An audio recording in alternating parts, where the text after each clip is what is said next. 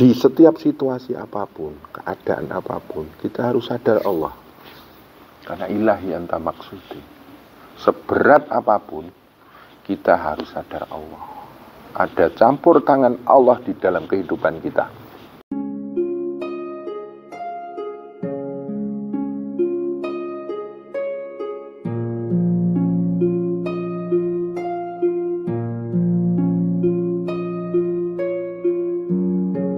Enten pertanyaan apa, Kang Parman? Ini Romo, kita sebagai orang torekoh itu biar hidupnya tidak merasa berat, karena kan longso gitu loh, tapi terarah, terbimbing, tertata menghadapi kehidupan sehari-hari gitu loh Romo. Agar tidak menderita gitu ya. Menderita. Ya gini Kang. Semua orang pasti mengalami satu keadaan yang disebut dengan kesulitan, penderitaan. Semua orang pasti mengalami itu. Saya pun juga. Saya pernah menghadapi satu situasi yang sangat sulit dan sangat membuat diri saya menderita. Semua orang pasti mengalami itu. Tidak pandang bulu, semuanya pasti mengalami itu. Akan tetapi tergantung kita mensikapinya, Kang Parman. Nah, ada satu nasihat sufi yang mengatakan bahwa engkau tidak akan pernah mendapatkan buahnya ilmu ketika engkau tidak pernah diuji dengan kesulitan dan penderitaan. Makanya kita selaku orang-orang tarekoh, orang-orang tasawuf, menghadapi kesulitan hidup, penderitaan hidup yang silih berganti. Kadang di atas, kadang di bawah, kadang suka, kadang duka. Itu kita gunakan untuk mengolah ketenangan.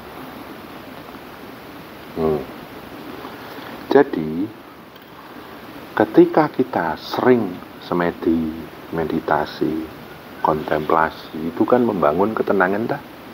Nah, ketenangan kita ini akan lebih matang, akan lebih dewasa kalau itu diuji dengan kesulitan, diuji dengan satu hal yang seharusnya membuat diri kita menderita. Nah, pada titik tertentu nanti, apapun benturannya, apapun ujiannya, apapun cobaannya, ketika saat itu kita tetap bisa menghadapi dengan tenang, disitulah buah ketenangan dapat kita petik. Seperti itu. Selanjutnya, kita hidup. Yang kita cari apa? Ridhonya Allah. Wa ridhaka matlubi. Orang hidup kalau sudah diridhoi Allah, maka hidupnya akan penuh dengan terang, penuh dengan pencerahan. Kayaknya dulu pernah saya bahas. Orang yang hidup orang yang kehidupannya diridhoi oleh Allah, maka dia akan mendapatkan kemudahan-kemudahan di dalam kehidupannya. Akan tetapi gini, menggapai ridho Allah itu enggak gampang. Kita harus berlatih ridho, Parman. Makanya di dalam Al-Quran dikatakan, ya ayyatuhan nafsul mutmainnah, hai jiwa-jiwa yang tenang. Kalau Allah memanggil jiwa-jiwa yang tenang, kan kita harus mempunyai jiwa yang tenang. Irji'i, datanglah ila rabbik, kepada Tuhan, radiyatan mardiyah, dengan ridho dan diridhai. Nah, di situ ada satu pelajaran yang bisa kita petik. Untuk menggapai ridho Allah, itu kita harus belajar ridho. Umpamanya gini, ketika kita mendapatkan satu kesulitan, tenang nggak kita dengan kesulitan itu? Ridho nggak dengan kesulitan itu? Kembali lagi dalam konsep awal, illahi anta maksudi wa ridhoka matlubi. Ya Allah, hanya engkau yang aku tuju dan ridhomu yang aku cari. Nah, seharusnya supaya kita bisa hidup tertata dan terarah. Di setiap situasi apapun, keadaan apapun, kita harus sadar Allah. Karena ilahi anta maksudi. Seberat apapun, kita harus sadar Allah. Ada campur tangan Allah di dalam kehidupan kita. Nah, setelah itu kita berlatih untuk ridho. Ridho ini tidak hanya konsep, tidak hanya teori. Walaupun kita itu miskin, didera, banyak kekurangan. Ya seperti saya ini, ya kadang banyak fitnah toh. Kadang direndahkan, kadang disepelekan, kadang dikhianati teman. Sampai tahu-tahu perjalanan hidup saya, walaupun sebentar kenal saya, sudah banyak apa yang terjadi di dalam diri saya. Ketika saya mendapatkan ujian itu, yang saya latih adalah saya akan selalu sadar Allah. Dan saya sadar semuanya ini kalau bukan Allah yang menghendaki tidak akan terjadi. Jadi ketika saya mendapatkan kesulitan, saya akan sadar Allah. Yang kedua, saya ridho akan titah itu. Ketika saya difitnah, saya akan ridho kepada Allah. Ketika saya direndahkan, saya akan tetap berusaha untuk ridho kepada Allah. Loh, bukti konkretnya ridho apa? Tetap puja-puji, tetap menyebut namanya. Contohnya gini loh, ya Allah, walaupun aku difitnah, walaupun aku direndahkan, walaupun aku dihantam cobaan, Engkau tetap maha suci, subhanallah. Engkau tetap maha terpuji, alhamdulillah. Engkau tetap maha agung, Allahu Akbar. Jadi apapun ujian dan cobaan, benturan, gesekan yang menimpa diri kita, berlatihlah untuk ridho. Praktek ridhonya, tetap puja-puji Tuhan, puja-puji Allah. Jangan menggerutu, jangan kufur, jangan menyalahkan Tuhan. Nah, disitulah konsep ridho itu akan terbangun. Lama-lama akan diridhoi.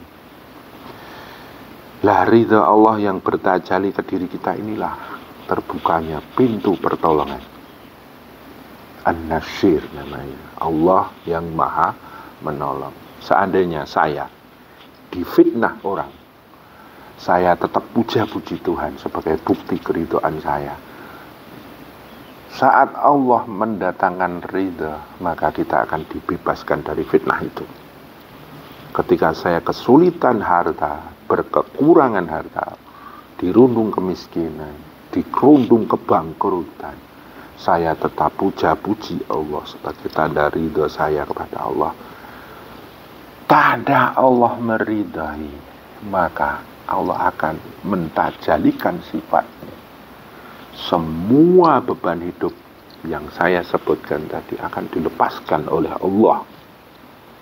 Ketika kita banyak masalah, banyak himpitan, banyak tekanan, kalau kita tetap puja-puji sebagai bukti keridhaan kita, suatu saat Allah akan mencatat keridhaan itu dan Allah akan menurunkan keridhaannya. Dan keridhaan Allah itulah sebagai jembatan. Allah akan menolong kita. Jadi keuntungannya banyak. Satu, kalau kita berusaha tenang, ketenangan kita akan terasa. Kita berusaha membangun keridhaan, maka kita semakin dewasa, semakin matang. Itu.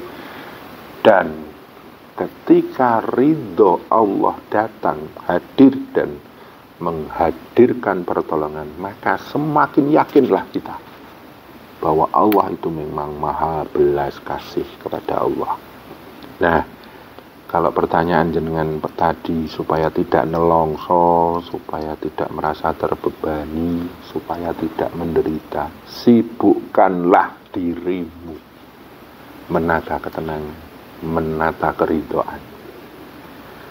Suatu saat nanti Allah pasti akan menurunkan ridhonya. Yang penting kita istiqomah. Walladzina jahadu fina lanahdiyanahum subulana. Kalau kita bersungguh-sungguh membangun keridhaan, pasti Allah akan membukakan ridhonya kepada kita. Kan gitu Kang Parman. Nah ini yang terjadi. Kenapa kita berat? Karena terjadi gesekan atas takdir yang hadir kepada kita. Kita belum ridho. Kan kayak gitu. Ya ini sudah ada di dalam sejarah. Para nabi bagaimana dihimpit masalah, ditekwannya. Nabi Musa kayak apa, Nabi Nuh kayak apa, Nabi Yusuf kayak apa, Nabi Yunus kayak apa, Nabi Zakaria kayak apa. Termasuk yang terakhir Kanjeng Nabi Muhammad Sallallahu Alaihi Wasallam kayak apa, beban hidupnya, hantamannya, benturannya kayak apa ketika mereka berdakwah. Tapi mereka tetap mengolah ketenangan, keridhaan. Dan fakta menunjukkan ketika ridho Allah hadir, muncullah mukjizat-mukjizat yang turun kepada para nabi terdahulu, yang sejarahnya sering kita dengar. Kan kayak gitu Kang Parman. Jadi jangan biarkan dirimu membangun ratapan, mengeluh. Saya pernah mengajarkan meratap, mengeluh itu menutup cahaya. Kalau datang ujian, datang himpitan, datang ujian, cobaan, sibuklah melatih ketenangan. Karena ketenangan itu antibodi. Ketenangan itu adalah kekuatan kita untuk bisa menghadapi semua itu. Yang kedua, sadar Tuhan. Yang ketiga, bangun keridhaan. Dengan apa? Tetap puja-puji. Dalam dzikirmu, sebut namanya. Dalam dzikirmu, puja-puji dia. Dalam sholatmu, sujudlah pada dia. Dalam puasamu, niatkan untuk berusaha membangun keridhaan kepadanya. Kalau perlu sedekahlah. Mungkin dengan sedekah doa. Seperti kemarin yang saya terangkan kemarin itu. Nah, orang yang sibuk membangun ketenangan, membangun keridhaan, maka tidak akan ada pintu terbuka untuk merasakan yang namanya nelongso, penderitaan, beban, kesulitan.